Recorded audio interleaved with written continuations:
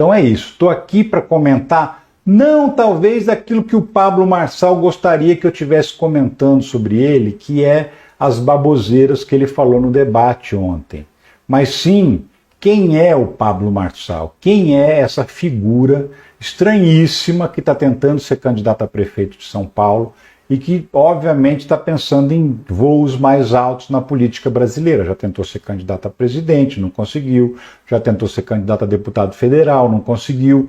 Agora tenta ser candidato a prefeito. E aí a gente vai falar um pouco sobre quem é esse cara, sobre o histórico desse cara, para você entender como São Paulo está ferrada com gente dessa estirpe participando numa disputa tão importante quanto a de prefeito da maior cidade do país. Mas vamos nessa que a notícia não espera. Seguinte, essa é a manchete que chamou a atenção de todo mundo, que é o resumo do que foi o debate para prefeito de São Paulo ontem na Band.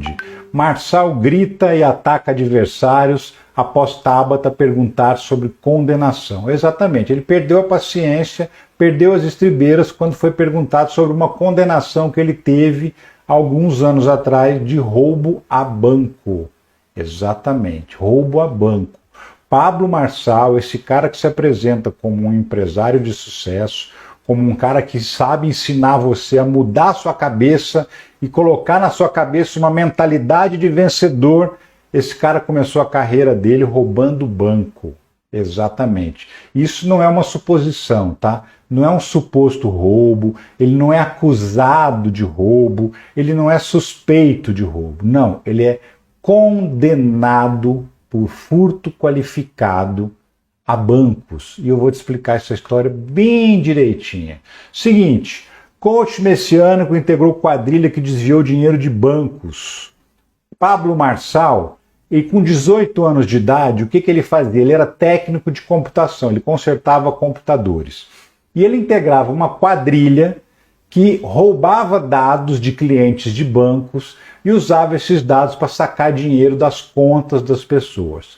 Como é que isso acontecia? O Pablo Marçal conseguia listas de e-mails e fornecia essas listas de e-mails para a quadrilha. A quadrilha disparava mensagens para esses e-mails, você já deve ter recebido mensagem semelhante, mensagem dizendo que a pessoa está devendo alguma coisa, que tem que pagar, que vai ser processada, que daqui a pouco vai ter um bloqueio de bens. E a pessoa desesperada, sem saber o que estava acontecendo, achando que tinha alguma dívida que ela desconhecia, clicava no link, entrava numa falsa página de banco e lá tinha um preenchimento de cadastro de dados e informações que ela tinha que preencher para o banco avaliar a tal da dívida que era falsa. Então a pessoa colocava o nome, colocava o endereço, colocava o login e colocava a senha.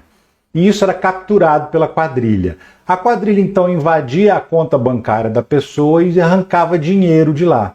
Depois que ela tinha colocado os dados lá achando que estava num site do banco, mas era um site falso.